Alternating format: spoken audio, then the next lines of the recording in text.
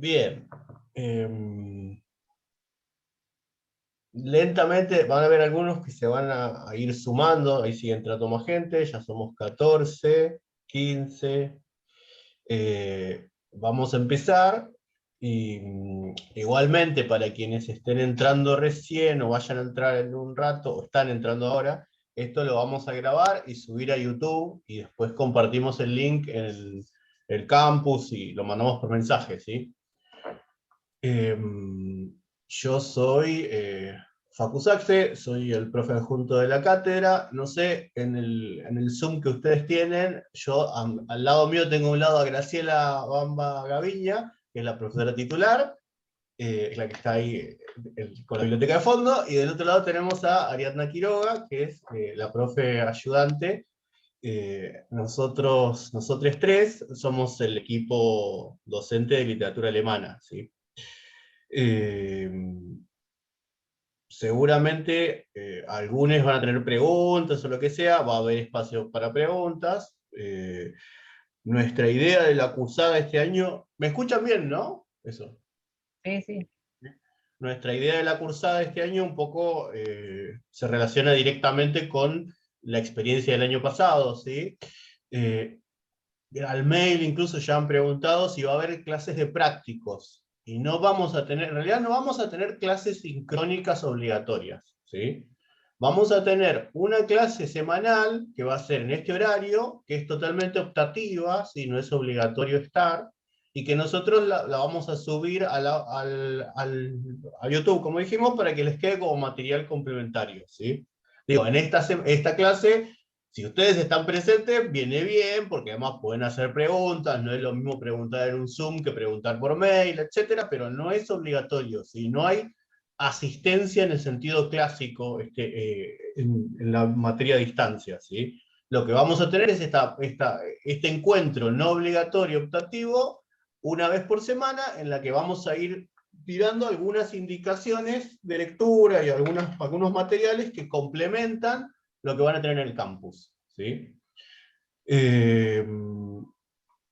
Bueno, hay como varias cosas que contarles. Yo lo que les pedimos es que lean bien todo lo que dice el campus, que lean el adjunto que hay, que habla de la adaptación de la cursada a la modalidad virtual, que hay un podcast que también vuelve a explicar las mismas cosas, y si hay dudas, escriban, ¿sí? Pero no, no antes de leer las cosas, porque no, estamos como muy bombardeadas de mails, y cuanto menos mail antes de consultar algo que ya dice, es mejor, ¿no? Eh, Eso por un lado. Entonces, nosotros la materia lo que va a tener es una modalidad de lectura dirigida a distancia, ¿sí? Que eso implica, por parte de quienes la cursan, ustedes, un compromiso autónomo también, ¿sí? Respecto a la lectura de los textos, ¿sí? Queremos decir con esto, ustedes van a ver, hay varias cosas ya subidas al campus, después lo compartimos con pantalla si quieren. En el campus tienen la explicación, en el inicio un foro de consultas y otras cosas más. El campus tiene un problema además que anda muy lento, no sé si lo notaron, es bastante lento y soportable. Yo estuve como 2 horas para cambiarle los colores a las pestañas, nada más. Eso implica que recomendación 1, ¿sí? Yo, ¿qué hago con eso? Muchas veces las cosas que se suben, los links, o me los descargo o me los guardo en un archivo de Word aparte. Porque a veces es más fácil tenerlo en el archivo de Word que entrar al campus, ¿no? Digo, yo en lugar de ahora entrar al campus, tengo acá un archivo de Word en el que está pegado el texto de lo que dice y los links de las cosas. Digo, si pueden, digo, cada uno hará más o menos como pueda, pero es recomendación porque vieron que el campus a veces o se cae además y entramos en pánico o anda muy lento, etc. Si pueden guardarse los archivos, descargárselos, viene bien, es mejor, ¿sí? Por un lado. Después, entonces, ustedes van a tener semana a semana, de acá al fin del cuatrimestre, nosotros vamos a ir subiendo una pestaña. En esa pestaña va a estar mencionado qué texto deberían leer esa semana, y va a haber algunas indicaciones de lectura, una guía, fichas, materiales complementarios, etc. Ustedes Lo único que les pedimos que lean obligatoriamente, en la medida de lo que puedan, es el texto literario, ¿sí? De todas esas semanas en las que van a ir subiendo materiales, en 5 oportunidades, ustedes van a tener que entregar un trabajo, ¿sí? Un trabajo cuyas condiciones ya figuran, están en la pestaña cursada a distancia, ¿sí? Está la explicación de lo que deberían hacer. Es una consigna de escritura. Podemos charlarlo aparte después eso, pero digo, eso en 5 momentos van a tener que entregar una serie de trabajos con fechas de entrega sugeridas. Digo, nada va a ser súper obligatorio ni rígido, teniendo en cuenta el contexto en el que estamos, que vuelve a comenzar el apocalipsis hoy, parece, ¿no? O estos días. Así que como que está todo siempre, digamos, ¿no? Vamos a tener en cuenta esas circunstancias y también esperamos que ustedes las tengan en cuenta, digo, tener un poco de paciencia con algunas cosas, entender que, digo, fíjense, nosotros no nos pareció ni pedagógico para ustedes ni para nosotros hacer 6 horas semanales de Zoom. Porque digo, yo tengo el ojo con un orzuelo, ahora no es que mi ojo es así con el párpado medio caído. Quiero decir, hay algunas cuestiones que tienen que ver con cómo adaptamos la modalidad presencial a esta forma, ¿sí? Entonces van a tener esa semana, una semana a semana suben algo, en 5 casos van a tener que hacer un trabajo, y esos 5 trabajos los entregan. Ustedes tienen otra pestaña en el campus que dice link del Zoom, que es el link para entrar a esta clase, y distribución de los alumnos en comisiones, ¿no? Esos 5 trabajos, los que les tocó conmigo, me los entregan a mí. Los que les tocó con Ariadna, le entregan a Ariadna, ¿no? Y ahí están los mails de entrega. Además nos pueden consultar en esos horarios, y a partir de la semana que viene vamos a tener un horario de consulta por Zoom, ¿sí? Eso ya lo informaremos después. Esas 5 entregas, una vez que las hacen y las aprueban, sería lo equivalente a la cursada regular. Tienen la cursada de prácticos, aunque no haya prácticos en el sentido tradicional, aprobada, ¿no? Ahora, el año pasado al principio la sacamos, pero después de la experiencia agregamos una promoción. Vamos a repetir esa modalidad, que la modalidad es, cuando termine hacia el final del cuatrimestre, ustedes van a tener la opción de entregar hacia el final del cuatrimestre con fecha límite de entrega a diciembre, si no en ese momento, porque es un trabajo que implica otras cosas. Van a tener que entregar un trabajo integrador final. ¿Qué es eso? Un trabajo sencillo, básico, en el que van a tener que integrar algunas de las otras lecturas, no de esas 5 sobre las que entregaron trabajo. Porque digo, no, yo dije, 5 semanas van a tener que entregar trabajo, pero vamos a tener más lecturas que esas 5, ¿sí? O sea, ese trabajo va a sumar algunas de esas otras lecturas que nosotros les pedimos que hagan, ¿sí? A ver, la otra opción es hacer los 5 trabajos y rendir final. Nosotros les recomendamos que opten por el trabajo integrador. ¿Por qué? Porque para el final se van a sumar otras lecturas, ¿sí? Y es como mucho más volumen de lecturas que el trabajo integrador o en la otra forma, ¿sí? Bien. Los textos sobre los que tienen que hacer están en el campus. Creo que nada más de eso. Si me olvido de algo, me dicen. Eso sería ¿Alguna pregunta respecto a esto? ¿Estamos bien? Todo está en el PDF, está en el campus y está también en un podcast que está grabado, ¿sí? Igual pueden seguir habiendo dudas, a mí me confunde el Zoom directamente, así que pueden pasar cosas que no se entiendan, ¿sí? Cualquier cosa nos escriben, nos preguntan, y a partir de la semana que viene, en algunos de los horarios que serían de prácticos, que no existen, digamos, ahora en esta modalidad, ustedes van a poder ir y consultar cosas o preguntar cosas. Después vamos a explicar cómo va a ser la modalidad de ese horario de consulta, ¿sí? Después nosotros tres, Graciela, Ariadna y yo, nos vamos a ir rotando en esa clase optativa semanal, ¿sí? Que nosotros la vamos a subir a YouTube y les va a quedar, pero como va a ser un tema por semana, van a ir cambiando de docente, que seguramente igual a veces estemos todos, a veces no, depende de los momentos, pero vamos a ir turnándonos de acuerdo al tema, ¿sí? Hoy, por ejemplo, estamos los tres porque es la primera clase, pero ahora yo les voy a explicar algunas cuestiones de perspectiva de género. La semana que viene, Graciela empezaría con da la clase de las románticas alemanas. La otra semana siguiente, Ariadna da vampirismo. Después creo que vuelvo a estar yo con el Haya de los Judíos. Vamos a ir rotando. Sin decirles, porque va a ser sorpresa a quien tienen. Ahora lo adelanté, pero después no dice nada. Otra cuestión súper importante. Ustedes tienen una pestaña en el campus que dice lecturas obligatorias, ¿sí? Ahí están todas las lecturas que vamos a leer durante el cuatrimestre. Y marcada con una mayúscula cuáles son las que va a haber que hacer trabajo. A ver, nosotros les pedimos que lean todas. Hay algunas sobre las que tienen que hacer trabajo, son en general las más breves y son las que van a tener que entregar ese trabajo escrito, ¿no? ¿Por qué las pusimos ahí con los links? Porque, por un lado, las vamos a ir subiendo semana a semana en una pestaña, pero también les pedimos que vayan adelantando lecturas, porque nosotros semana a semana vamos a cambiar, digamos, de tema, ¿no? Y esa clase que les va a quedar online va a ser un insumo para esa lectura, ¿sí? Por ejemplo, las lecturas que yo las tengo acá, hay algunas, muchas son breves, pero otras no tanto, y esas quizás son las que hay que adelantar más, como El Ángel Azul, por ejemplo, que es un poco más extensa, o, bueno, u otras más. Ustedes en esa pestaña tienen todo, y lo que les pedimos es que no sea, si pueden, en la medida de lo posible, vayan adelantando las lecturas, y las primeras 3 que tenemos son breves, las primeras 4 o 5 son muy breves. Digo, si pensamos, Las Románticas es una selección de corpo de poesía, Vampirismo es un cuento, El Haya es una novela breve, La Marquesa de O también, después hay una selección de poesía expresionista, es todo bastante breve, después ya empiezan novelas, ahí son un poco más extensas. Así que, si pueden ir adelantando lecturas, viene bien, y si surgen preguntas, las pueden, además vienen bien para que estén o en los horarios de consulta, o por mail, o en este espacio, ¿sí?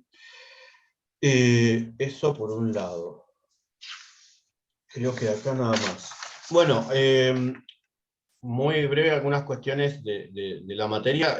Nosotros, a partir de las decisiones de la titular Graciela Guamba, que apoyamos mucho como equipo, porque nos interesa esa forma de trabajar, la materia tiene una modalidad de seminario, ¿sí? No es una modalidad de historia de la literatura como es habitual en la mayoría de las materias de literatura, ¿sí? Digo, no es que vamos a ver una obra de cada periodo, ¿no?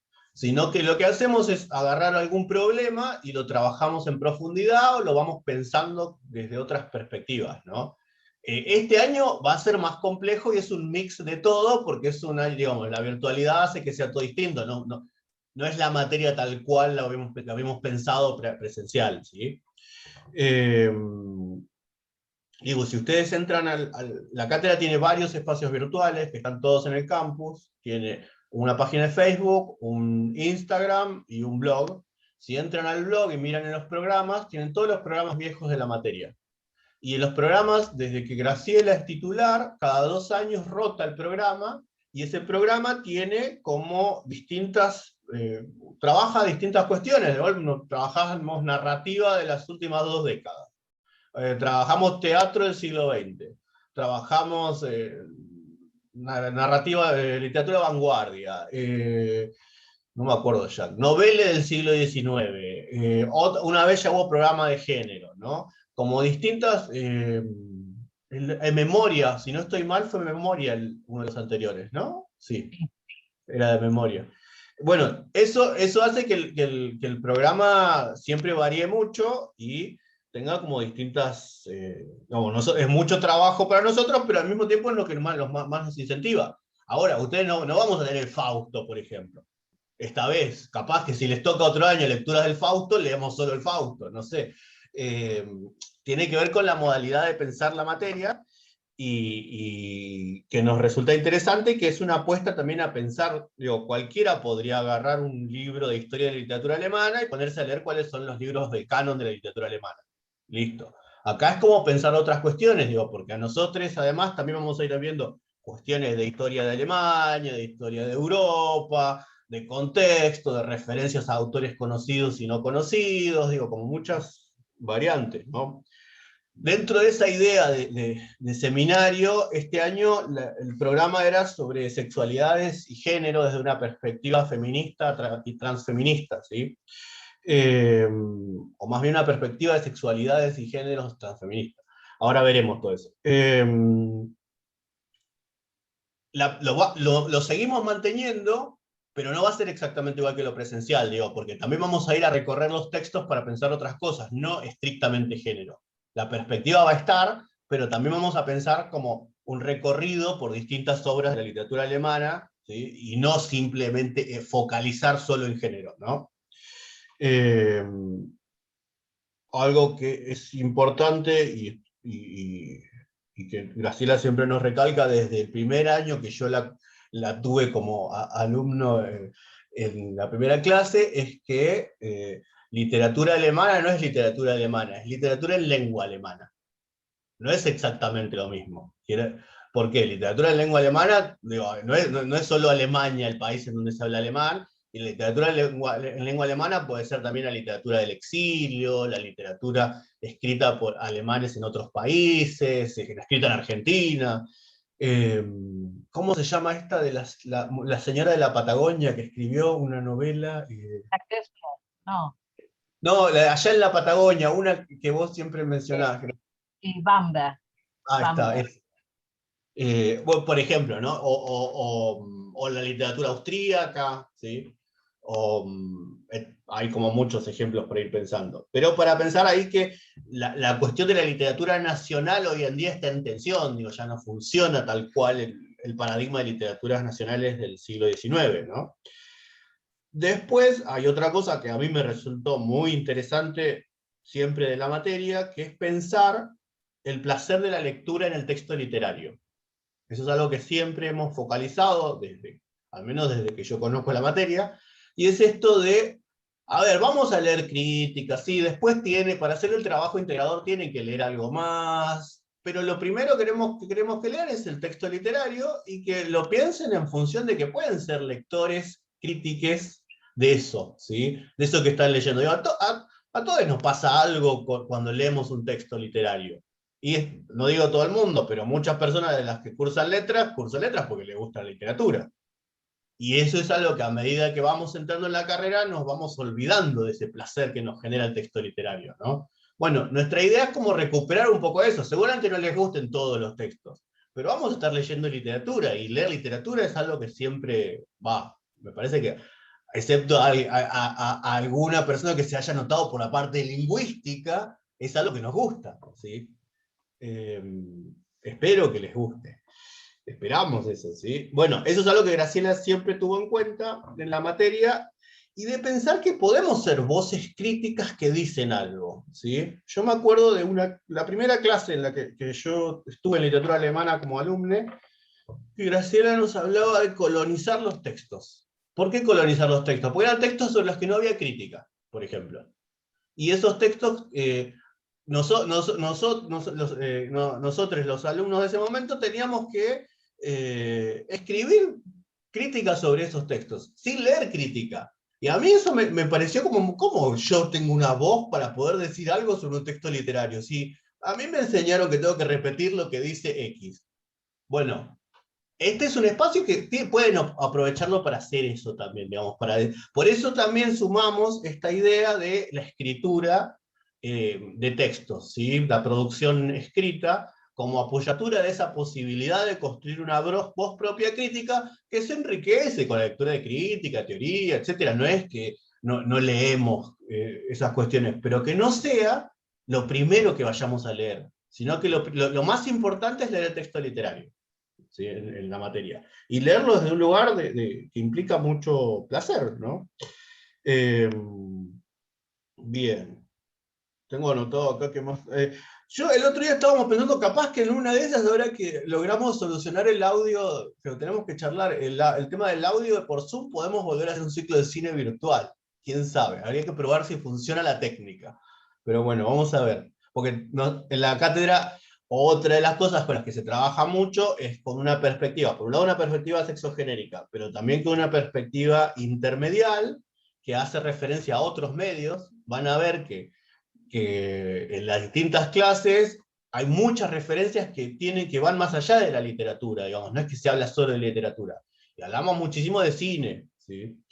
Creo que en el 2019 Graciela estaba dando, no me acuerdo qué novela, y empezó a hablar de Dark. Y fue como una clase que mezclaba streaming con literatura, y digo, ese tipo de cosas que tienen que ver con ese enfoque intermedial de la materia, y también un enfoque que viene de cosas que trabajamos desde las literaturas comparadas, ¿no? Hay mucha referencia a otras literaturas, vamos a usar, ¿sí? Desde literatura argentina a otras cuestiones, ¿no? Digo, no sé, cuando nos metamos con el texto de Los hombres del Triángulo Rosa, se pueden hacer un montón de paralelismos entre dictadura y nazismo, ¿no? Uy, otras cosas también. Eh, Bien, estaba lo del enfoque intermedial, lo del cine, literatura de lengua alemana, más o menos ya dijimos, no sé si me olvido algo más. Bueno, les dijimos ya cuáles son. El Facebook de la cátedra no responde mensajes, les avisamos por si mandan, tiene un mensaje automático que dice escriban al mail, porque nada. Pero bueno, son espacios en donde si pasa alguna cuestión de se suspende algo, pasa algo, avisamos vía Facebook y vía blog, vía Facebook e Instagram primero, ¿no? Eh, no sé si alguien tiene alguna pregunta. Hola, profesor. Hola, Tamara, ¿no? Losi. Sí, le hago una pregunta. Yo vi que en el campus hablaban sobre el libro Lenguajes de la Sexualidad, ¿puede ser? Sí. ¿Lo vamos a usar seguido o solamente en algunas ocasiones? Buenísima la consulta, Tamara. Ese libro que figura ahí es simplemente un libro de consulta. ¿Qué es? Es un libro de palabras clave. ¿Por qué se los ofrecemos? Porque, por ejemplo, no sé, ya que este año la materia quiere meterse un poco en pensar género y sexualidad, más allá de que es la perspectiva, no es que sí o sí vamos a pensar eso en los textos, ahí ustedes tienen una serie, ese libro es, ponele que estamos leyendo, no sé, cualquier texto, y vos tenés dudas sobre la categoría de sexualidad o de orientación sexual. Estamos trabajando con, de vuelta, el de Los hombres del Triángulo Rosa, que habla sobre homosexualidad, y vos tenés dudas sobre qué es la orientación sexual. Vas a ese libro y hay una página que te explica algunas cuestiones. Ah, ¿No? es como un diccionario. Exacto, sería como un diccionario. Ah, perfecto. Digo, no es que lo tienen que leer, sino que les tiene que quedar como material para consultar en el caso de que tengan alguna duda, que igual nos pueden preguntar a nosotros, pero para tener también materiales que les puedan servir, ¿sí? Lo Claro. mismo que si miran en la semana 1, que sería hoy, ¿no? Empieza, digamos, hoy en la clase, pero yo tengo que contarles unas cosas ahora. Nos meteríamos, digamos, hoy más que nada era contarles estas cuestiones generales de la materia y pensar la perspectiva sexogenérica y qué sería, ¿no? Y cómo ubicamos todo esto que vamos a ver en esa perspectiva. Para eso ustedes tienen ese libro que les queda como material de consulta, que es Lenguajes de la Sexualidad de Jeffrey Wicks, que está el link en la semana 1. Y después tienen un apunte que dice Feminismos y Homosexualidad, creo, que es un Sí, sí, apunte exactamente. de unas pocas páginas que resume algunas cuestiones de feminismo. Por supuesto, no está todo, es incompleto, ¿no? Pero como muy básico, y de la categoría homosexualidad, ¿sí? Bien. ¿Más preguntas? Ahí alguien levantó la mano. Melina. Sí, profe, ¿se escucha bien? ¿Sí? Sí, yo te quería preguntar si la fecha de las clases sincrónicas va a ser siempre el mismo horario y fecha, tipo para ponerlo en el almanaque. Sí, va a ser todos los miércoles a las 14 horas. Con una duración entre 1 hora y media, 2 horas, por ahí, ¿no? Me imagino. Sí, no. Más que eso no. Capaz, digo, quiero decir, a veces va a ser capaz menos de 2 horas, depende de los días. Habitualmente las clases de alemana todas duran 1 hora y media, pero no tenemos recreo, cuando es sincrónico, cuando es presencial, ¿no? Bien. Bueno, muchas gracias. No, por favor. De las cuestiones burocráticas, estas del... Bueno, si hay algo que les quede como duda, después pueden preguntar, ¿no? Pero si hay alguna pregunta más, si no, yo puedo meterme o si me olvido de algo, que yo capaz que me olvido, si no, nos podemos meter a pensar un poco lo que sería el principio del programa, que es como una introducción a pensar la perspectiva. Yo tengo unos PowerPoint y unos materiales que ven que uso, que vienen de otras cosas. Alguien escribió en el chat, a ver. No, pero es por el grupo de WhatsApp. Ah, buenísimo, tienen un grupo de WhatsApp, genial. Ahí tienen que compartió Camila un grupo de WhatsApp que armaron para cosas, ¿no? Cualquier duda igual nos pueden escribir. Bueno, vamos a alargar con pensar algunas cosas. Ustedes tienen en la semana 1 2 textos que de vuelta no es que, supongo que no sé si alguien los habrá leído, los dos primeros que figuran, el artículo de Eduardo Matio y el texto de Paul Preciado.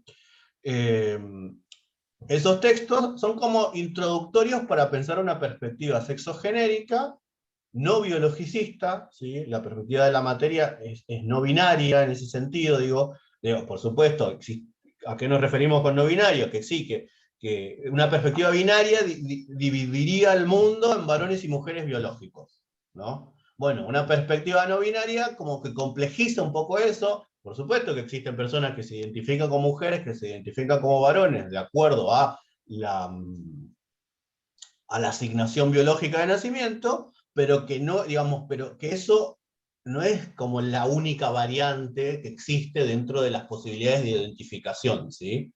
Sigue una línea muy acorde a lo que dice, por ejemplo, la ley de identidad de género, que es que la identidad sexogenérica es autopercibida, es cultural, y se va construyendo a medida que digamos, construimos trayectorias dentro de una sociedad, ¿sí? De ahí que fíjense, algunos autores que trabajamos son varones, otras son mujeres, y habría que ver cómo se identificarían hoy en día, no sé, autores como Klaus Mann, ¿no? Que en contexto eran llamados varones, pero habría que pensar si serían varones, ¿no? Digo, pensando ciertas cuestiones. Eso ustedes tienen como un artículo que les recomendamos con mucho empeño lean, que es el de Eduardo Matio, que se llama ¿De qué hablamos de qué hablamos cuando hablamos de género? Una introducción conceptual. Es una introducción a las formas estas que venimos pensando, que son formas que tienen que ver con la teoría feminista, pero que también tienen que ver con cuestiones como las teorías queer, el pensamiento desde la diversidad y las disidencias sexuales, etc., ¿no? El pensamiento trans, digamos, ¿no? Es como piensa a varios niveles de teoría. Y el otro texto, que es un poco una pequeña historia, ¿sí? Que es interesante para verlo, porque es un texto que es muy bello también a nivel escritura, es el de Paul Preciado, que se llama Terror Anal, apunte sobre los primeros días de la revolución sexual. ¿Sí?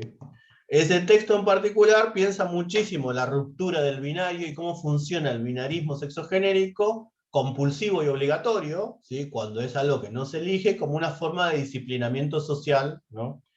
Que bueno, que viene de larga data. Esos dos textos serían los que ustedes tienen como material introductorio para pensar una perspectiva sexogenérica.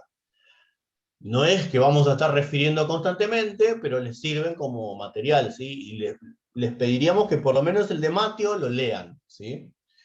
¿Alguien lo leyó? Bien, Victoria, Valentina, si hay alguna pregunta se puede preguntar ahora, o también, digamos, puede quedar para después, o como quieran. Yo lo que tengo pensado ahora es, justamente para pensar la perspectiva, compartirles un par de PowerPoints para ubicarnos, ¿sí? Bien, voy a compartir pantalla, vamos con eso. Si encuentro donde dejé el PowerPoint. Esperen que creo que lo cerré. Ah, no, acá está. Siempre tengo problemas con los PowerPoint. Acá. Ahí está. Fíjense, bueno, esto es, acá tenía que empezar. Tiene otro título, pero que lo vean, esto, hagan de cuenta que eso no lo vieron, y empezamos acá. Porque era de otra cosa. Acá nosotros, simplemente para tener un ABC, yo estos PowerPoint después los subo al campus. Para pensar un ABC de la perspectiva que vamos a ver es, primero, que está en el texto de Paul Preciado, pero que es algo que también dice Foucault. No se puede hablar de Foucault ahora, ¿no?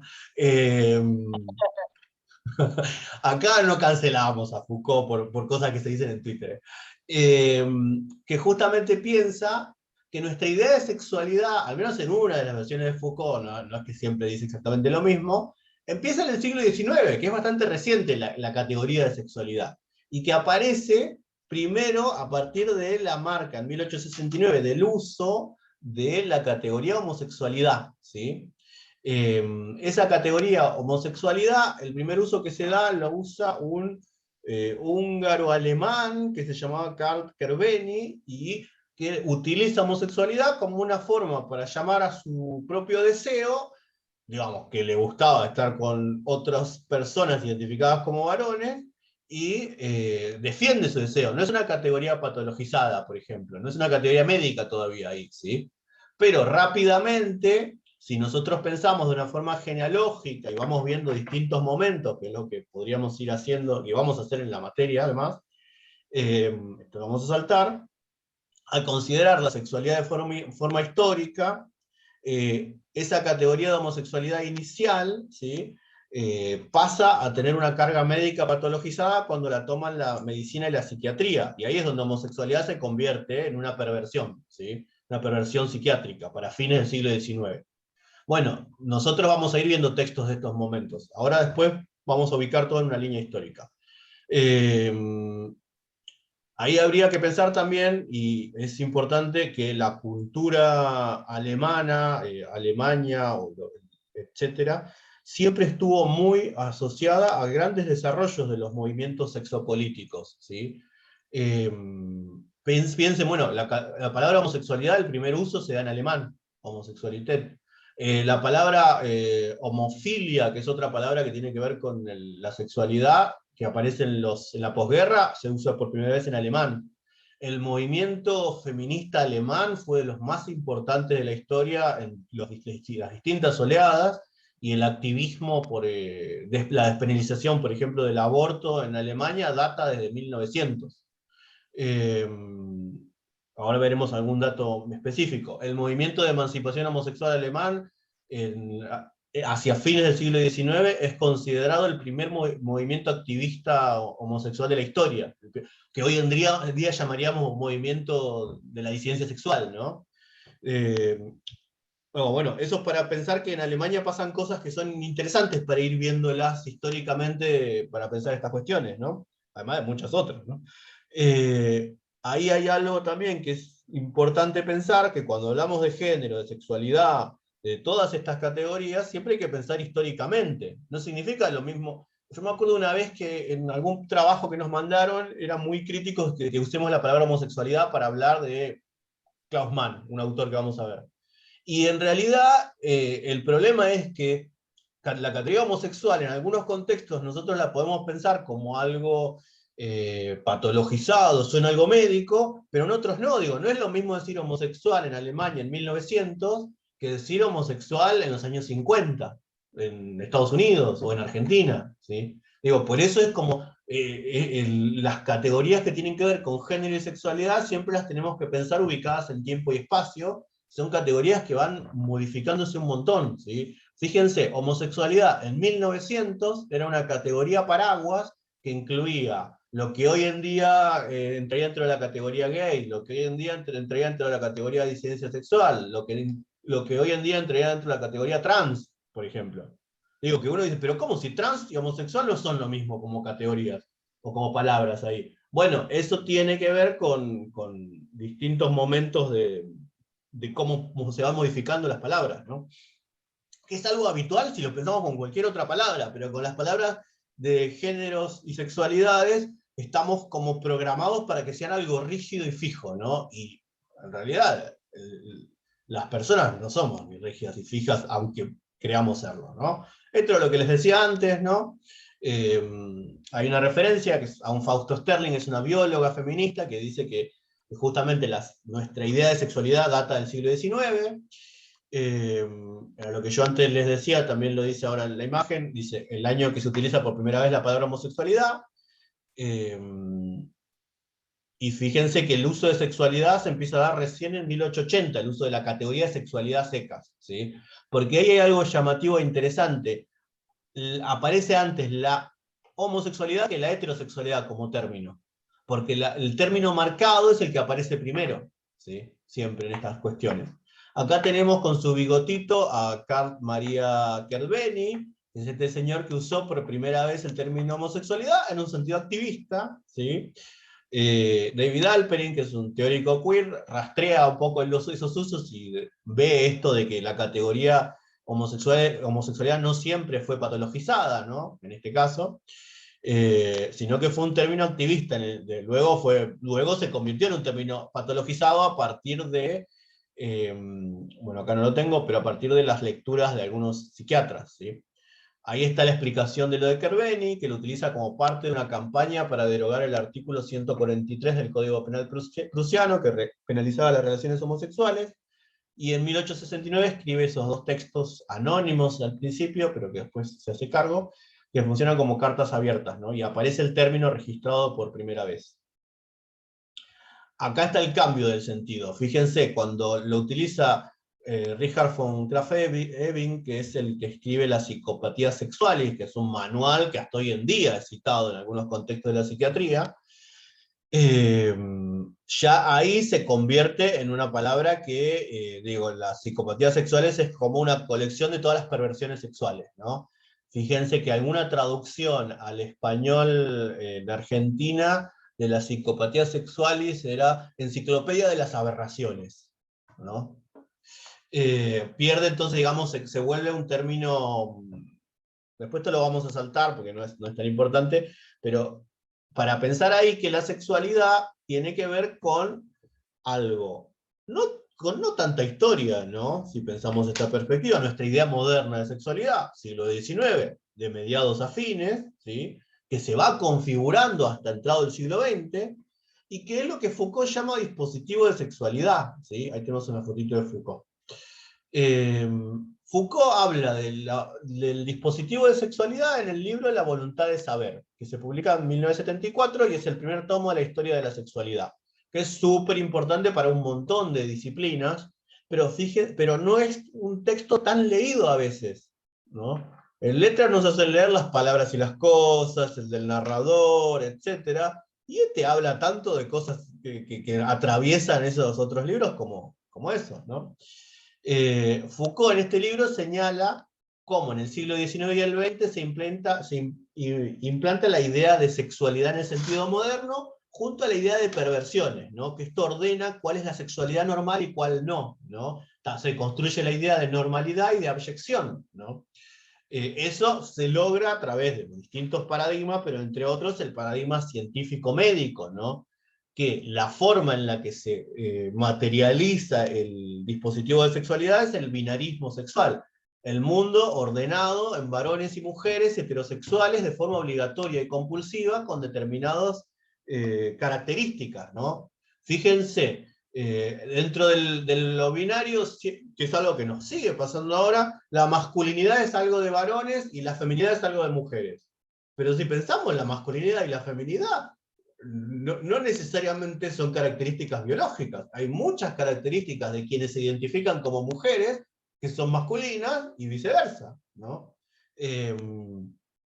Bueno, eso tiene que ver con cómo regula y ordena y disciplina el binarismo de acuerdo a el destino biológico fijado como obligación, ¿no?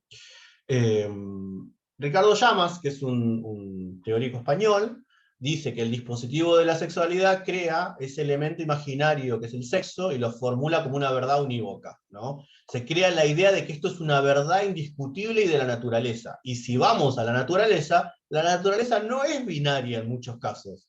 Hay como una falsa verdad sobre esa naturaleza, ¿sí? Y a partir del surgimiento e instauración de la sexualidad como dispositivo de disciplinamiento, se logra someter a los individuos a los mecanismos de poder del mismo, ¿no? Haciendo la lectura de lo que dice Foucault.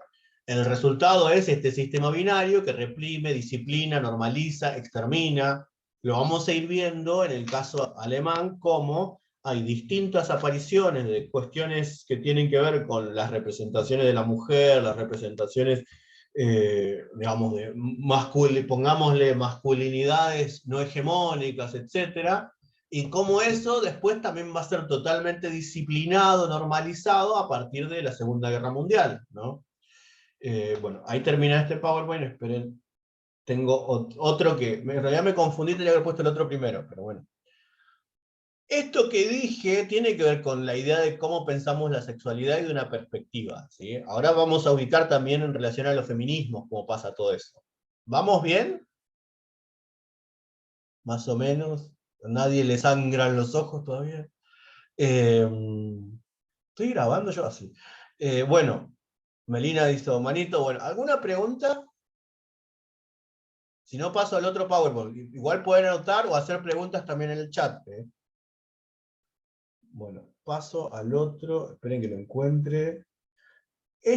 No voy a pasar al otro. Voy a pasar primero al Prezi. A ver, yo estoy usando materiales que...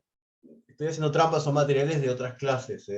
Pero pensamos como para ubicar algunos datos. No es que tienen que saber todo esto. Es como un pantallazo nada más. ¿Sí? Ahora vamos a ver primero como un mapa de todos distintos momentos que piensa además las apariciones de las teorías, y después vamos a ver otro que piensa específicamente Alemania hasta la Segunda Guerra Mundial, algunos datos muy básicos, ¿sí?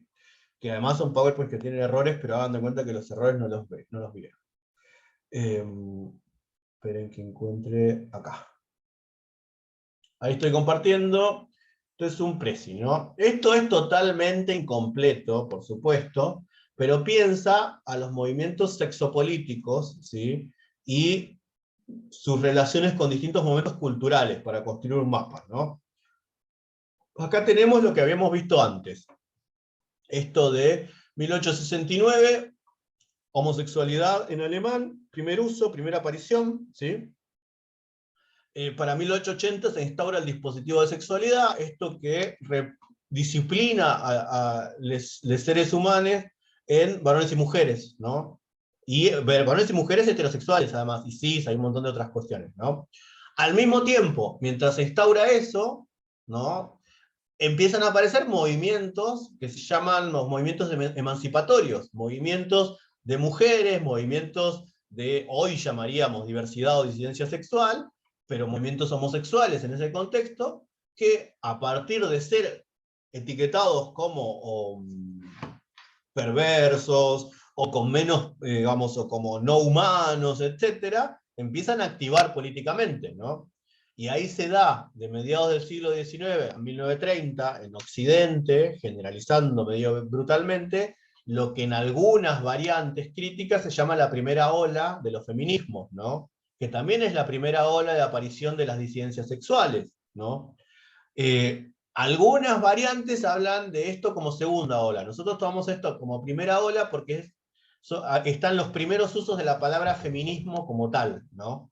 Digo, lo anterior, que por ejemplo son las feministas que escribieron durante la Revolución Francesa, o la monja esa alemana, que no me acuerdo el nombre, que es considerada una protofeminista, que la película la hizo Bárbara Zucova. Sí, Rosvita de Bingen, no. Esa, sí, es esa. Bueno, todo lo anterior es considerado protofeminismo, porque no existía el término todavía. En el siglo XIX empieza a ser usado, entonces acá, por eso nosotros marcamos como primera ola, mediados del siglo XIX, hasta pongámosle 1930, ¿no? Al mismo tiempo, en ese momento también se está dando como la primera aparición de la homosexualidad como movimiento político, ¿no? Personas que eran etiquetadas como perversas, toman esa palabra y no quieren ser etiquetadas de esa forma, y no quieren ser etiquetadas, y hay prohibiciones legales y sociales alrededor de estas cuestiones. Al mismo tiempo hay que pensar que la primera ola de los feminismos, cuando piensa el movimiento de mujeres, no está peleando en contra, digamos, solo de la violencia de género. Está haciendo como una pelea filosófica más fuerte, porque pensemos que para mediados del siglo XIX la mujer no era considerada un ser humano. Entonces lo que se está peleando es por acceder a un estatuto de ser humano. Lo que a veces se resume con las sufragistas, el voto, no es solo la ciudadanía, sino es acceder a ser consideradas personas, ¿no? Digo, quiero decir, para este contexto, quien era etiquetada desde el nacimiento como una mujer era un ser sin alma, por ejemplo, como un animal, ¿sí? Sin derechos, un montón de cuestiones. Ahí alguien escribió.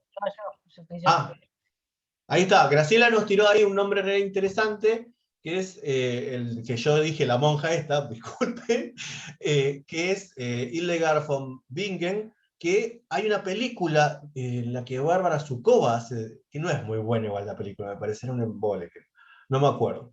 Pero bueno, es un caso de que podríamos hacer un paralelismo con Sor Juana también, ¿no? Mujeres que en determinados espacios lograron empezar a decir cosas, ¿no? Pero que eso es previo al movimiento feminista como tal, ¿no? Volviendo ahí, esperen que vuelvo al Prezi, como estaba. Entonces, esto que yo les decía, esa primera ola que se da alrededor de 1900, el movimiento alemán es muy fuerte, ¿sí? Fíjense que el movimiento homosexual alemán y el movimiento feminista alemán, que es difícil ver dónde termina una cosa y dónde empieza otra, ¿no? Eran movimientos que tenían alianzas para luchar contra la despenalización de, por ejemplo, el aborto y la homosexualidad. Digamos, movimientos, activismo en contra juntos, ¿no? Nosotros vamos a pensar acá, si vamos al siglo XIX, vamos a leer a las románticas alemanas, que es re interesante pensar ahí cómo aparecen, ¿no? Consideradas las esposas de los románticos, pero que también están escribiendo.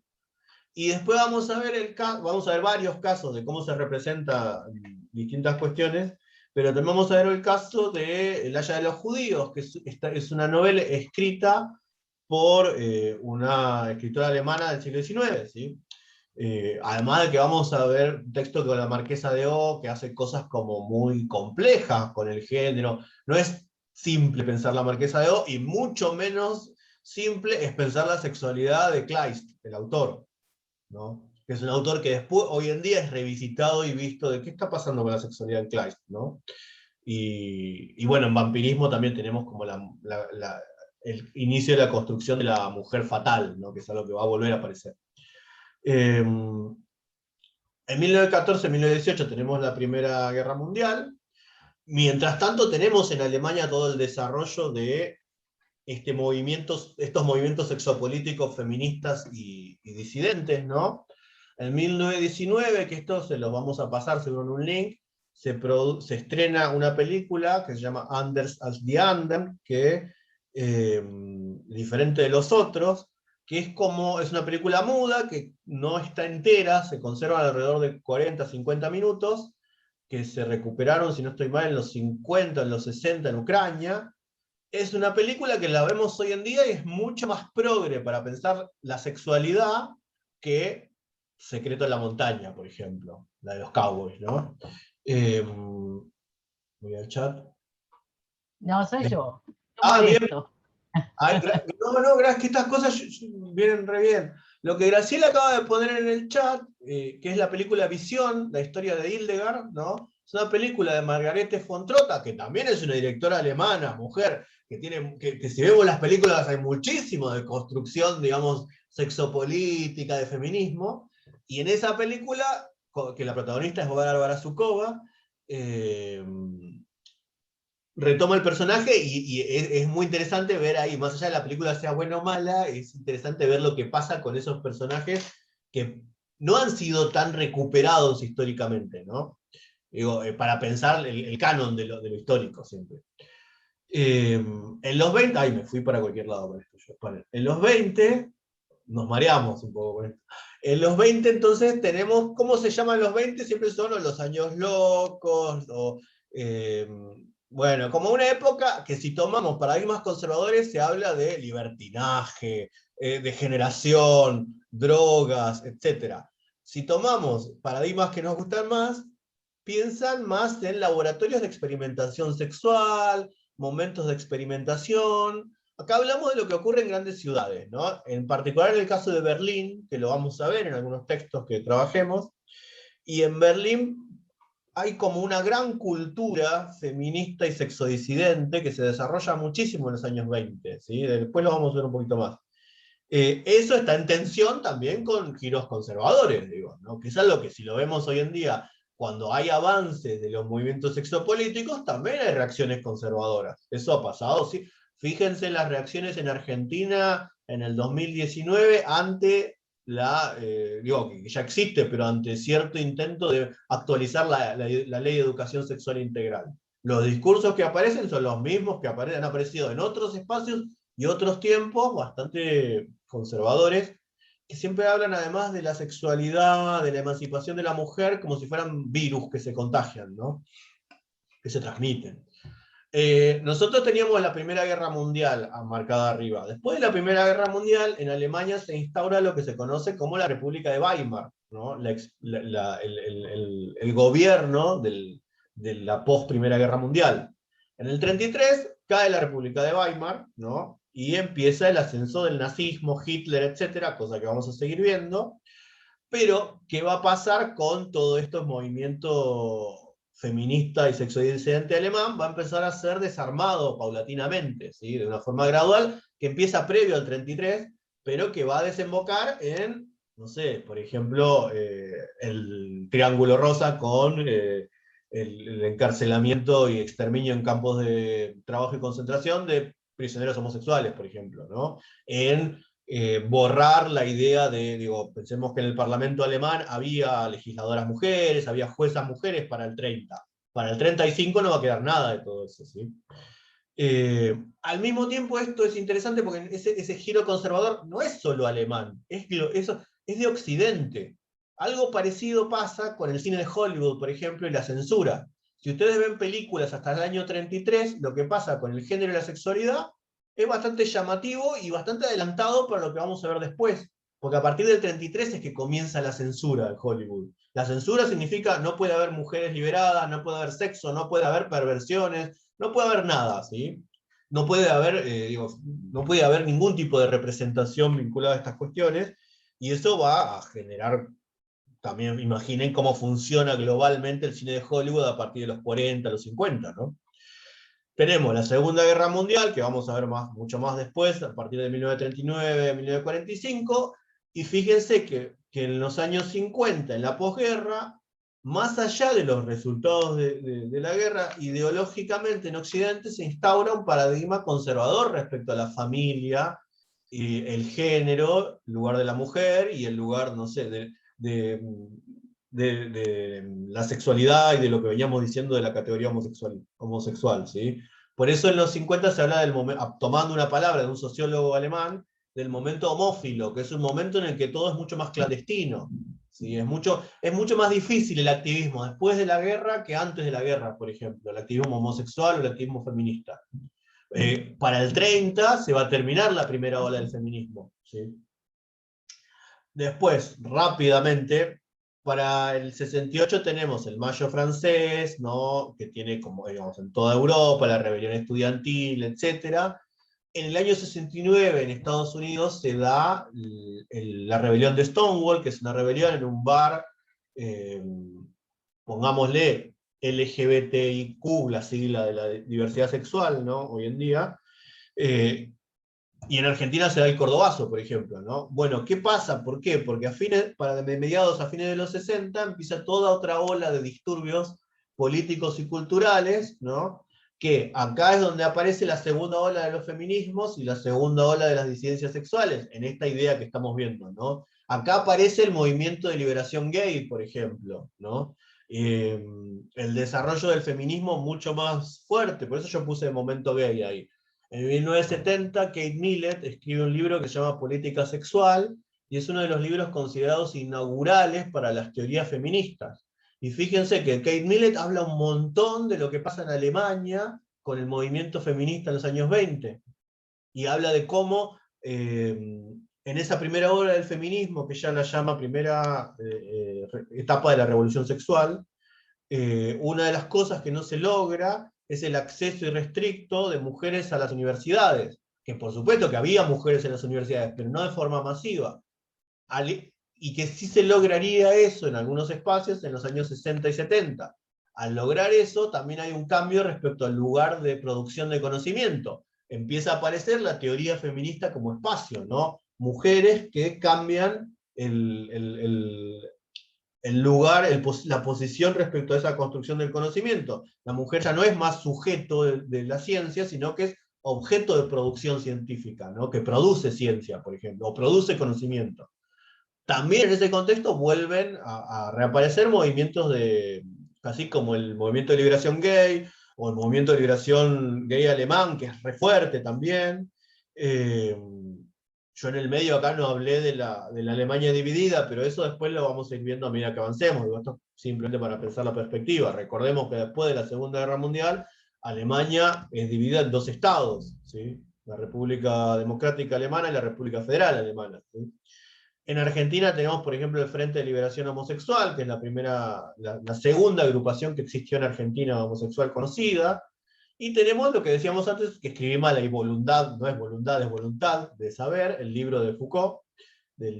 También creo que lo puse mal el año en la otra. En la otra puse 74 y el 76, creo. Bueno, 74 o 76 más o menos. Para ir ubicando un poco. Bueno, después otras cosas que no nos importan tanto, pero que ocurren en los años 80, vamos a tener la crisis del SIDA, y la crisis del SIDA va a ser un giro conservador en contra de las perspectivas sexopolíticas, que pensemos que el SIDA va a ser utilizado para ir en contra del sexo, ¿sí?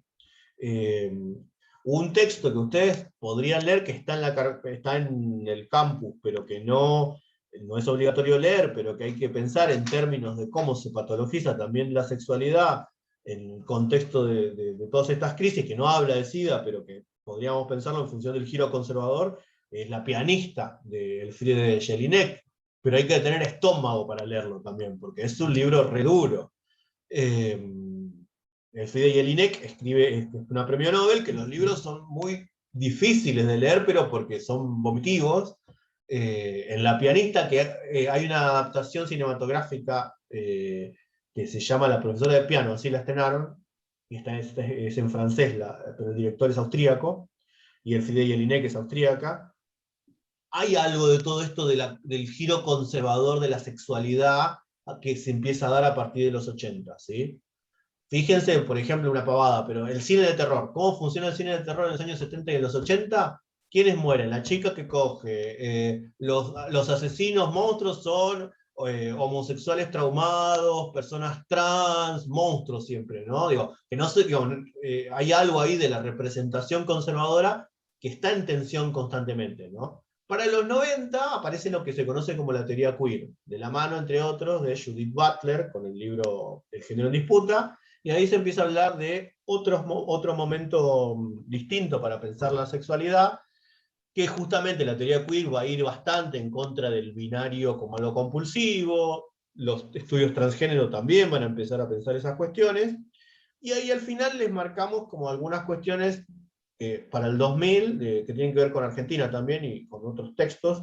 Para el 2000 empieza a haber otras teorizaciones de la mano de Paul Preciado, con textos como Manifiesto Contrasexual, sería como otra etapa.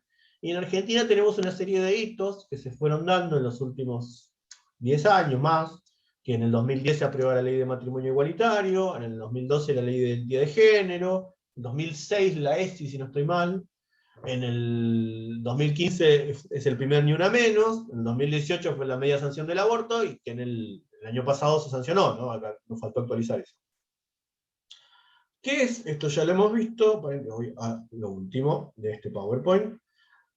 ¿Qué es lo que nos interesaba de todo esto? Pensar un poco la deriva de algunos momentos, y pensar también esta cuestión de cómo hay un cambio respecto a cómo se piensa la perspectiva sexogenérica. En los 70 la teoría feminista hace el cambio de paradigma se empieza a pensar desde un lugar del que no se pensaba antes, que era el lugar de las mujeres, ¿no? Desde ahí se produce conocimiento.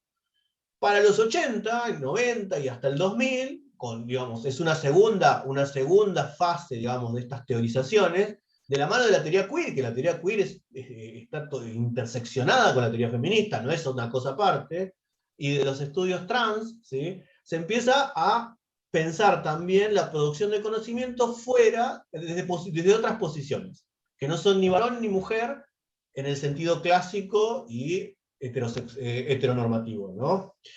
Ahí es donde empiezan a aparecer teorizaciones de denunciaciones lesbianas, como la de Judith Butler, de denunciaciones trans, digo, hay como, es eso que decíamos que ocurre en los 70, ocurre con las disidencias sexuales de los 90 para acá, de la mano de teorizaciones como lo queer y lo trans, ¿no? Y empieza a correrse la idea de, por ejemplo, que una persona trans, que históricamente siempre fue objeto de la ciencia, empieza a intentar ser un sujeto agente productor de conocimiento, ¿no? Todo esto es en tensión y no es que sí fácilmente aceptado, pero estas cuestiones son las que construyen teorías y perspectivas como las que nos interesa pensar en función de los textos literarios en algunos casos, ¿no? Yo después voy a subir otro apunte que tiene como algunas palabras clave más. Porque si tenemos que pensar de dónde sale la idea de género, de heteronormatividad, de sexualidad, de identidad sexual, de orientación sexual, sale de estos campos. Digamos, quiero decir, las categorías y conceptos que usamos, de esta perspectiva tiene su origen en producciones de conocimiento político asociado a estos espacios, ¿sí? Y ahí se terminó esto. Bien. ¿Vamos bien? Bien, bien, veo caras. Vamos bien, cualquier cosa me dicen si estoy diciendo. Bien, me falta un PowerPoint más y terminamos. No se agoten. Que piensa, a ver, nosotros, esto que yo hice no es que lo tienen que saber. Josefina levantó la mano, no es fíjense lo mal que estoy, que pensé que el cursor de mi mouse era que Josefina estaba levantando la mano. No, era la manito de mi mouse. Y no miren mi ojito, me tendría que haber puesto un Parche. No se ve, un no parche. se ve. Me hubiera encantado entrar hoy al Zoom de la clase con parche. Como la villana esa de la telenovela, que hay una telenovela, pero una más vieja, ¿no? En la Argentina, que usaba un parche acá, es muy bueno. Pero lo podés hacer, ¿eh? ¿Vos ¿Querés que decís? te enseñe? Ay, Anda a configuración, fondos y filtros. a ver, a ver. Esperá que acá, este es el momento en el que vamos a hacer cualquier cosa. ¿Dónde estoy? No lo encuentro, ¿verdad? Configuración en video, pedís configuración. A ver. De configuración vas a fondos y filtros. Ahí estoy. Configuración, fondos y filtros. Ah, mirá qué bien. Y tenés filtros de video y ahí te podés cambiar la cara. Por ejemplo, yo ahora me pongo una coronita. Ay, me encanta eso. No, igual no me lo habilitó todavía. Ahí tenés. Sí, sí, está, pero me dice que no los puedo poner todavía. Tengo que Oh, instalar. Ah, porque tengo que instalar otra cosa. ahí Bueno, estoy yo, que es con un parche. me encanta. Bueno, la próxima clase yo aparezco con parche para que no se me vea el ojo caído.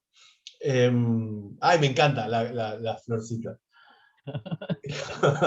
Ustedes no saben, Graciela es experta en Zoom. A mí me enseñó cómo usar Zoom Graciela y cómo poner todo. Digo. Ahí me quedo con mis florcitas. Bien. Paren. Bueno, espera, voy a sacar una fotito después. A ver. Para el Instagram de la cátedra, este es el momento de saco foto. Ahí está. Bien, ¿cuántos somos? Yo perdí la cuenta. 27, estamos bien. Igual hay como 80 inscriptos. Hay unos cuantos que no aparecieron. Pero bueno, también tiene que ver con el tema de grabar la clase, es porque seguramente muchos no pueden estar en este horario, por eso la grabamos y la subimos también, ¿no? Bueno, voy con el último PowerPoint. Que de vuelta, esto no es que lo tienen que saber, es como para pensar que no es que de la nada se habla de género, de feminismo, de sexualidad, digo, es como que hay genealogías de larga data, hay muchas cosas previas, digo, si a alguien le interesa más de esto, hay muchísimo más para leer. Pero la idea es simplemente como hacer un pantallazo para después nosotros vamos a ir a los textos a leer los textos literarios, y capaz que algunas cosas aparecen, pero no es que vamos a estar viendo, ay, ¿dónde está la heteronormatividad? Vamos a estar trabajando el texto, y capaz que si aparece algo buenísimo, y si no, vamos a estar pensando en sí la literatura misma, ¿no? Pero algo que tiene que ver con la perspectiva sexogenérica que la cátedra adoptó hace algunos años, es con que no significa que hay que decir, podríamos haber armado un programa, todo escrito por mujeres, ¿no? Y que ese programa sea reconservador. Y yo podría estar diciendo, nosotros somos re feministas en Alemania, pusimos todas autoras mujeres.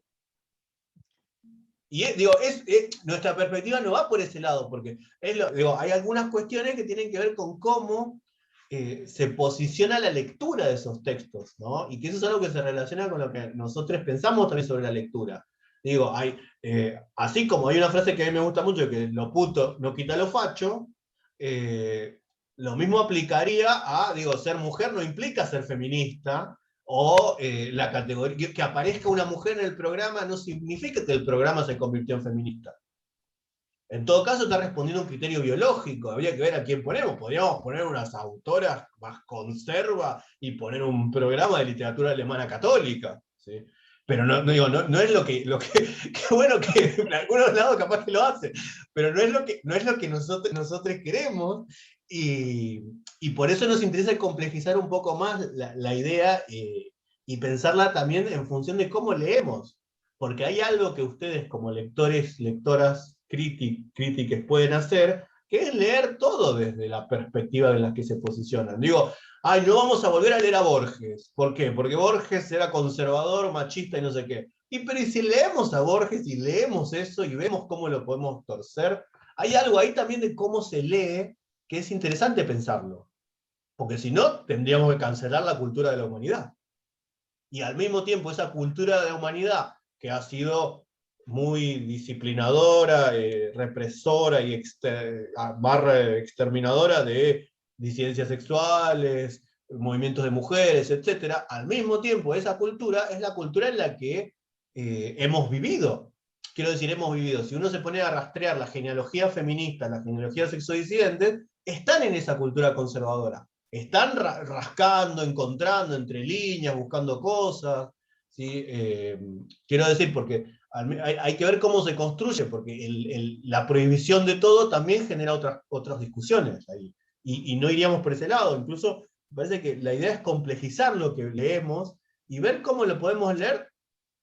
Somos lectores situados en el siglo XXI, en la ciudad de La Plata, en un contexto de apocalipsis. Bueno, ¿qué vamos a leer de todo eso? Y cuando Graciela de poesía expresionista, que toda la parte esa que prácticamente habla de un mundo posapocalíptico de zombies, es ideal para pensar nuestro presente. Hay unos poemas, no me acuerdo, que vos los relacionabas con los muertos vivos, con todo Walking Dead y toda esa línea. Bueno, más que nunca ahora, ¿no?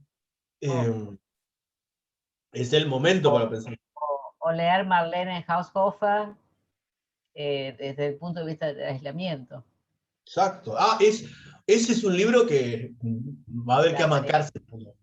Bueno, ahí hay algo interesante. Una de las autoras que esperamos que lean, tienen que entregar un solo trabajo, pero les recomendamos que lean mucho, que lean El Muro y que lean Nosotros matamos a Estela, porque Haushofer es una autora que Gra descubrió hace unos años en un viaje a Alemania, y que no teníamos traducción para darla, hasta que después conseguimos una traducción, y es increíble. Digo, es una de esas... no encontré gente que no le guste todavía, porque te vuela la cabeza. Y tiene un nivel, además, sus textos son increíbles. Pero bueno, es una de las autoras que vamos a trabajar, Marlene Haushofer, autora austríaca, además. Pero fíjense el caso de Haushofer. El caso de Haushofer es una autora menor, que nadie le dio mucha pelota, que escribió El Muro, una novela medio de ciencia ficción, listo. Una autora que no existe. Y leemos Haushofer y no es simplemente una novela de ciencia ficción, o que tiene algo de ciencia ficción. En realidad eso es hasta secundario dentro de la novela, es mucho más y el posicionamiento de Haushofer para pensar género se adelanta muchísimo a su tiempo. Que es de los 60 el muro Gra, ¿no? De fines de los 60, sí. Y la reivindica el movimiento de los 70, feminista alemán, la reivindica como un antecedente claro de una mujer que se plantea la construcción de mujer. Ella descubre en ese aislamiento que ser mujer no es lo que ella pensaba que era. Es ya. Es hermoso. Sí, sí. Igual quienes les gusten, les gatites y perrites, van a sufrir. Van a sufrir, pero igual la literatura es linda también para sufrir y para no sufrir. Digo, es parte de lo que nos pasa con los textos, ¿no? Pero bueno, ahí hay algo súper interesante. Bueno, voy con el último PowerPoint. ¿Dónde estoy? Ya me pasa, el otro día empecé a hablar y no estaba compartiendo pantalla en una clase. Hablé como 10 minutos hasta que me dicen, pero no estamos viendo nada. Ahí. Por eso hay que preguntar, ¿están viendo? ¿Están viendo? ¿Me ven? ¿Me oyen? ¿Me escuchan? Bien. Esto es simplemente para pensar algunas cuestiones más puntuales. Esto es lo de los años 20 que pensábamos antes, ¿no? Alrededor de Berlín y de otras metrópolis o megalópolis o lo que sea, que también tienen como cierta liberación sobre la sexualidad, ¿sí? En el caso nuestro nos interesa bastante Berlín. Antes habíamos hablado de que en Berlín, en Alemania, pero en particular en Berlín, hay un gran desarrollo del movimiento feminista y del movimiento de emancipación homosexual, que se da desde el siglo XIX, con el considerado por un lado, sexólogo de la historia, y por otro, el primer activista, y hasta se dice medio teórico de cuestiones de diversidad sexual, que es Magnus Hirschfeld, ¿sí? Susan Stryker, que es después les vamos a subir algún texto, una teórica trans norteamericana, habla de Magnus Hirschfeld como una de las primeras personas defensoras de los derechos de las personas trans. Que es bastante adelantado a su tiempo, fíjense, la época en la que vivió Hirschfeld. Hirschfeld fue uno de los activistas que llevó adelante las campañas de derogación del parágrafo 175 y el 218. Esto que decíamos antes, que por un lado del movimiento homosexual y por otro lado del movimiento feminista, como movimientos sexopolíticos, buscaban derogar esos dos parágrafos. El 175 penalizaba la homosexualidad masculina. El 218 el aborto. Y en los años 20 había muchísima militancia en contra de estos dos parágrafos. Hirschfeld funda el Comité Científico Humanitario, que es la primera agrupación activista sexodisidente conocida con nombre de la historia, ¿sí? Para fines del siglo XIX, 1900. Esto era lo que decíamos antes, no nos interesa, pero un ejemplo de lo de la censura en Hollywood era el caso de Mae West. Si ven una película de Mae West, no van a poder creer lo sexualmente activa que es, y lo promiscua y procaz, ¿no? Cuando, digo, todo lo contrario a lo que va a pasar con cualquier diva después de los 40 o los 50, en los que la sexualidad funciona distinto. Por algo no es tan conocida Mae West, más allá de que sea de los 30, ¿no? Tarea para la próxima semana. Googleen las frases de Mae West. No tiene nada que ver, pero miren las frases que son buenísimas. Otro ejemplo que vamos a trabajar bastante, porque vamos a leer textos de Klaus y de Heinrich Mann, acá me faltó uno, tú no lo mencioné, Heinrich, que son parte de la constelación de textos de la familia Mann, ¿sí? La familia Mann, Thomas Mann fue premio Nobel, es una familia de escritores cuya historia está muy asociada a la historia de Alemania en el siglo XX, y es súper interesante para pensar represión de la sexualidad, liberación sexual, disciplinamiento, estos distintos momentos que veíamos antes para pensar la historia alemana. Es como el caso de la familia Lugones en la historia argentina, ¿no? Digo, si uno piensa en los Lugones, es una de esas familias que está asociada a lo que fue pasando en la historia argentina, ¿no? Desde Leopoldo Lugones, que ya sabemos, a el hijo, que fue uno de los inventores de la picana eléctrica, a la nieta, que está desaparecida, si no estoy mal, ¿sí? Quiero decir, ahí la familia Lugones, podríamos hacer un paralelismo, la familia Mann es mucho más compleja y con muchas más cosas, pero que es re interesante para pensar la historia de Alemania. nosotros algunos años hicimos ciclo de cine con una miniserie de la familia Mann, que es muy buena. En una de esas, si nos animamos y probamos si funciona, algo podemos hacer. Si no, les pasamos el link para que la vean. Es súper interesante esa miniserie. ¿Por qué metí a la familia Mann acá? Porque la familia Mann, históricamente, desde 1900 en adelante, va a aparecer siempre vinculada a los vaivenes de esta historia alemana, que está totalmente vinculada con qué pasa con géneros y sexualidades. De los hijos de Thomas Mann, varios fueron no heterosexuales. Y varios se suicidaron también. Y Thomas Mann, bueno, después hablaremos de Thomas Mann cuando vayamos a Klaus Mann, es complicado. Fíjense acá un dato. Sternweiler, que es un historiador del Museo de la Homosexualidad de Berlín, habla de una estadística. Los espacios de sociabilización o sexodisidente, pongámosle, ¿no? Usando una palabra de nuestro presente. En Berlín, en 1896 eran 6. En 1933 eran más de 100. Ese dato es re interesante para pensar algo. ¿Cuántos bares de la diversidad sexual hay en la Buenos Aires, capital gay friendly de Latinoamérica? No llega a ver, quiero decir, para pensar algo que esto es un momento del pasado en el que había muchísima liberación sexual, ¿no? Digo, acá había revistas específicas para la comunidad lesbiana. La cultura lesbiana de Berlín es una de las cosas que en el canon histórico es, pero borrado o silenciado, lo mismo que la cultura trans travesti, ¿sí? Hay algunos ejemplos de espacios específicos del Berlín de los 20, que bueno, la película que antes les decíamos, ¿no? De 1919, con Conrad Veidt como protagonista, Conrad Veidt, que es el protagonista también del gabinete del doctor Caligari, ¿sí? La película expresionista, que es una película que actúa Magnus Hirschfeld en la película esta, y él fue asesor de la producción, y es una película que busca derogar esta prohibición legal de la homosexualidad, y es súper interesante porque plantea que la homosexualidad no es una enfermedad, en un contexto que todavía el paradigma científico lo decía, sino que lo que está enfermo es la sociedad que condena, ¿no? Súper interesante lo que dice. Esta película fue destruida por los nazis y se encontró una copia en Ucrania y por eso no está entera, lo que hay son algunas partes, ¿no?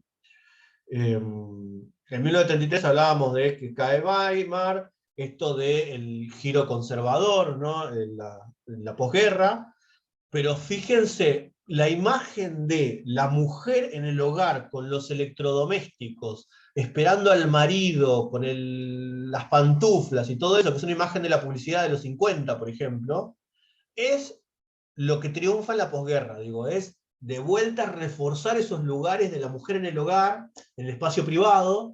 Por algo la segunda ola del feminismo se va a meter con el espacio privado, no solo con el espacio público. Que eso fue un error de la primera ola, o no un error, fue lo que se pudo hacer, ¿no? Bueno, y ahí terminaba esto. Era cortito. Como para pensar algunos datos más. Bien, preguntas. Dudas, cuestiones, ya sé que esto, ¿por qué dijo todo esto? ¿Y todo esto qué tiene que ver con algo? Bueno, tiene que ver con mucho de algunas cosas que vamos a ir viendo, ¿sí? Y que vamos a ir recorriendo textos literarios, y esos textos literarios están insertos en una cultura además, ¿no? No sé si alguien tiene algún comentario, pregunta, duda.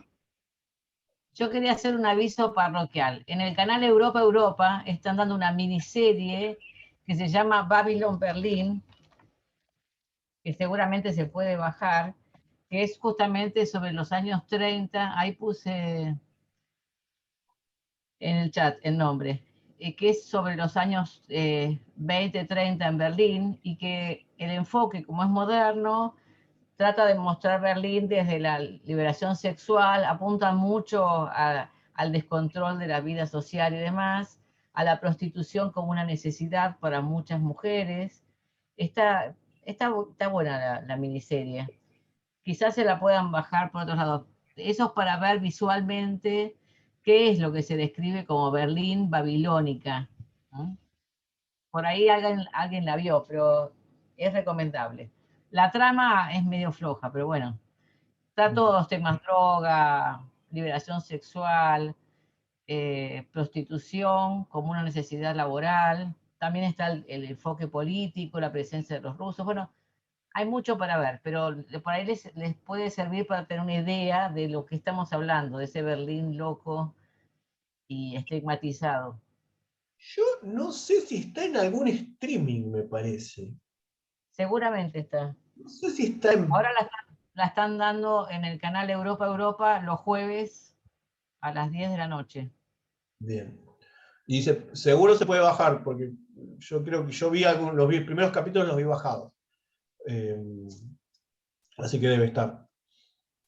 Bueno, nosotros vamos a hacer constantemente referencias a cosas que se pueden ver, etcétera. Eso es como siempre pasa. No sé si alguien tiene alguna pregunta más. Yo en realidad fui demasiado rápido, pero bueno, no me di cuenta. No, está bien. No, porque la idea era como tampoco, aunque tiramos muchos datos, la idea es más pensar un punto de partida de cómo vamos a leer que cerrar, digamos, como pensar una perspectiva de género es mucho más complejo que lo que podamos decir en 3 PowerPoint, ¿no? Pero bueno, lo que nos interesa es que se posicionen también en función de cómo pueden leer ustedes como sujetas críticos de una realidad y de materiales culturales, ¿no? Ahí tenés Paula, sí. Paula hace una pregunta. Entonces, a ver, algún error. Ahí me voy a respecto a la pestaña de lectura obligatoria, se supone que ya podemos ver los textos porque no me aparece nada. A ver, veamos. Esperen que... puede ser que haya puesto todo mal yo, porque golpeo el teclado a veces para hacer las cosas. Bueno, de No, acá... aparte, bueno, el después me... campus Ah, funciona a manivela. ¿no les aparece la pestaña directamente? No, aparecen sin el link en las No, pestañas. fíjense que sí está el link. Lo que pasa es que no quedó de otro color. Si van al título de cada cosa, a ver si pueden, vayan con el cursor, si alguien puede entrar con la velocidad que tiene el campus, ¿no? Pero si van al cursor con el mouse, les aparece tildado. Lo que pasa es que no quedó de otro color. Parece que no hubiera nada, que es solo texto, pero deberían estar los links. Bueno, igual yo después lo reviso y los pongo para que quede más claro, si no. Pero deberían estar. ¿Alguien logró entrar al campus? Porque el campus es como así. Va así, tipo la carreta. Sí, está re lento. Bueno, después lo revisamos. Igual, si quieren, lo que podemos hacer es lo mandamos vía avisos, así les quedan en el mail, y mandamos los links enteros. Aparece la pestaña, pero no hay nada. Ya sé que hice mal. No puse visual, fue culpa mía. Ahí lo Profe, hola, Sí, te escucho. ¿cómo están? En la parte donde está cada unidad está la bibliografía y los textos a leer. En la lectura obligatoria no hay nada, está vacía la carpeta. No, ahí está. Es un problema de que puse mal yo lo que agregué. Bueno, ahora no estoy pudiendo abrir el campus. En un rato lo arreglo, ¿sí? Para que se puedan ver los links. Ahí me acabo de dar cuenta que puse mal. Lo arreglo, e igual lo mandamos en avisos, así les quedan en el mail los links, por si digo, es más fácil entrar teniendo el link que entrar al campus, digo, puede tardar un montón. Yo pues, digo, en un punto vamos a intentar replicar todo en avisos, porque imagino que a todos les llega, si ponemos en avisos, un mail entero con todas las cosas. Para que les quede en el mail, digo, es más fácil a veces trabajar vía mail que vía el campus, ¿no? En algunas cosas. Digo, que les quede el link de su... Perdón, ¿Sí? a mí ayer se me complicaba justamente entrar al campus y para leer los textos entré al blog de literatura alemana y desde ahí es mucho más fácil, o sea, si ya tenemos el programa y sabemos, digo, también para a los demás les sirve, como que si ya sabemos qué textos hay que leer semana a semana, por ahí aunque no aparezcan en el campus o sean difíciles de utilizar, en el blog de literatura alemana están todos para descargar también. Buenísimo. Igual lo podemos poner como pestaña también, así les queda bien visible a quienes están usando. Eso lo arreglamos. Para la semana que viene lo que deberían leer es el texto de lo de las románticas alemanas, ¿sí? Sería la primera cuestión que nos vamos a meter con romanticismo. Se les recomienda la lectura del texto de Matthew, ¿sí? Pero ahora, esta semana, como no se llevó capaz, pero si pueden. Y después seguiríamos, como decíamos antes, vampirismo, el Aya de los judíos, la Marquesa de O, poesía expresionista, y después siguen. No sé. Bien, ¿alguna otra pregunta? Yo, bueno, si pudiera entrar al campo no puedo entrar, pero tampoco hay demasiado más que decirles de eso. Recuerden, bueno, que para quienes vean esto después, no es obligatorio estar acá. Las preguntas que surgen... ahí Candela preguntó, para la semana que viene hay que leer la selección de las románticas alemanas. ¿Sí? Hay un PowerPoint, hay una selección de poesía, y también, si no estoy mal, está escaneada la introducción de la edición que usamos. Esa introducción, viene bien que la lean si quieren leerla, digamos, como tira algunos datos de contexto, ¿no? Empezamos como principio del siglo XIX, ¿no? Y después tendrían que ir leyendo el cuento Vampirismo, que no es muy largo. Bueno, todos conocen el mail de la cátedra que estamos usando. También nos pueden escribir a nuestros mails, cualquier cosa. Quien no esté, recuerden que quienes no estén, lo digo también para quienes vean el video después, quienes no estén asignados a ninguna comisión, escriban al mail y les asignamos a Ari o a mí, ¿sí? Para la corrección de esos trabajos que equivalen a prácticos. Si la cursada fuera habitual, ustedes lo que tendrían son 2 teóricos con GRA y 2 prácticos con nosotros. Pero como este año es más una cursada teórica-práctica, vamos trabajando. Buenísimo. Ceci, entonces después te respondemos el mail sumándote a la lista. Lo mismo Tamara, que dice eso. Y la semana que viene vamos a empezar con lo de los horarios de consulta. Igual les vamos a avisar bien cómo y cuándo. ¿Qué otra cosa más? Si no hay nada más, creo... Bueno, recuerden que tienen el blog, tienen los distintos espacios virtuales. Si suben fotos de las lecturas, de las clases, lo que sea, por favor, arroben a la cátedra, así compartimos para el mundo de las redes sociales. Entonces, exacto, Melina. Por ahora, en realidad no hay ninguna... La pregunta de Melina está buenísima, porque pregunta si la única clase fija es miércoles a las 14. En realidad no hay ninguna clase fija, porque tampoco es que tendrías que venir obligatoriamente a esta. Esta es una clase que vamos a subirla, si estuviéramos 4, igual damos la clase y la subimos, y te queda como insumo para la lectura que vos vas a hacer de ese texto. ¿Qué implica la cursada virtual? Mucho compromiso de ustedes. Mucho compromiso de ustedes es autonomía. Autonomía es, no puedo venir hoy, buenísimo, no vengo hoy, pero después, si puedo, miro la clase que subimos, leo el texto, miro la guía, si me surgen preguntas las hago. Es como un momento en el que hay como que tener un compromiso mayor que estar yendo a cumplir horarios nada más, ¿no? Nos parece que eso es parte de lo que apelamos con la propuesta. Oficialmente no hay ninguna clase obligatoria fija, pero lo único que va a haber, así sincrónico, que igual después termina siendo asincrónico porque pueden verlo en otro momento, es esta clase de los miércoles a las 14, que sería semanal y que van a tener distintos docentes en las distintas clases. Perdón, ¿podrían repetir el mail de la cátedra? Así ya Sí. lo noto. Lo escribo en el chat y lo digo, es literaturaalemanvirtual@gmail.com. También, bueno, por el campus pueden escribir, etc. Por las redes sociales no miramos tanto los mensajes, por eso tardamos más. Y el mail, si ven que no respondimos, insistan, a veces se pasan también. No pasa nada, si pasaron 2 días, no respondimos, mándenlo de vuelta.